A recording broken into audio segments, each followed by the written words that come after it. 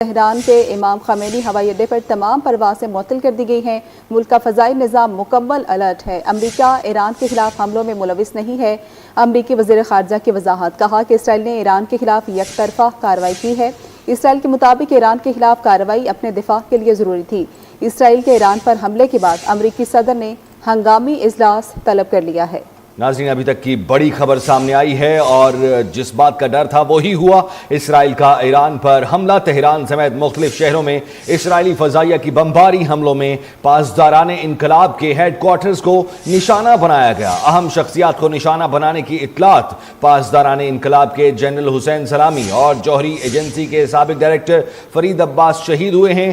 آزاد university کے صدر مہدی تہرانچی بھی حملے میں شہید ہو گئے ہیں۔ اسرائیل کا القدس فورس کے سربراہ اسماعیل کانی اور کئی سینئر جوہری سائنسدانوں کے شہید ہونے کا دعویٰ۔ ایران کی جانب سے اسرائیل پر میزائلوں سے بھرپور جوابی حملہ۔ آیت اللہ خامنائی کچھ دیر میں جنگ کا باقاعدہ اعلان بھی کریں گے۔ ایران نے بڑے پیمانے پر اسرائیل پر حملے کی تیاری کر لی ہے۔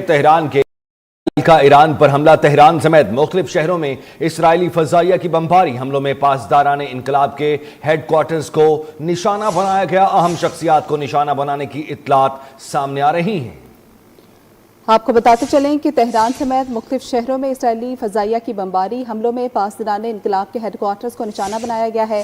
اہم شخصیات کو نشانہ بنانے کی اطلاعات ہیں۔ پاسداران انقلاب کے جنرل حسین سلامی اور جوہری ایجنسی کے سابق ڈائریکٹر فرید عباس شہید ہو گئے ہیں۔ آزاد یونیورسٹی کے صدر مہدی بھی حملے میں شہید ہو گئے ہیں۔ اسرائیل کا القدس فورس کے سربراہ اسماعیل کانی اور کئی سینئر جوہری سائنسدانوں کے شہید ہونے کا دعویٰ۔ ایران کی جانب سے اسرائیل پر میزائلوں سے بھرپور جوابی حملہ۔ آیت اللہ خامنائی کچھ دیر میں جنگ کا باقاعدہ اعلان کریں گے۔ ایران نے بڑے پیمانے پر اسرائیل پر حملے کی تیاری کر لی ہے۔ تہران کے امام خمینی ہوائی اڈے پر تمام پروازیں معطل کر دی گئی ہیں۔ ملک کا فضائی نظام مکمل الرٹ ہے۔ امریکہ ایران کے خلاف حملوں میں ملوث نہیں ہے۔ امریکی وزیر خارجہ کی وضاحت، کہا کہ اسرائیل نے ایران کے خلاف یک طرفہ کارروائی کی ہے۔ اسرائیل کے مطابق ایران کے خلاف کارروائی اپنے دفاع کے لیے ضروری تھی۔ اسرائیل کے ایران پر حملے کے بعد امریکی صدر نے ہنگامی اجلاس طلب کر لیا ہے۔ ناظرین، ابھی تک کی بڑی خبر سامنے آئی ہے اور جس بات کا ڈر تھا وہی ہوا۔ اسرائیل کا ایران پر حملہ، تہران سمیت مختلف شہروں میں اسرائیلی فضائیہ کی بمباری حملوں میں پاسداران انقلاب کے ہیڈ کوارٹرز کو نشانہ بنایا گیا۔ اہم شخصیات کو نشانہ بنانے کی اطلاعات پاسداران انقلاب کے جنرل حسین سلامی اور جوہری ایجنسی کے سابق ڈائریکٹر فرید عباس شہید ہوئے ہیں۔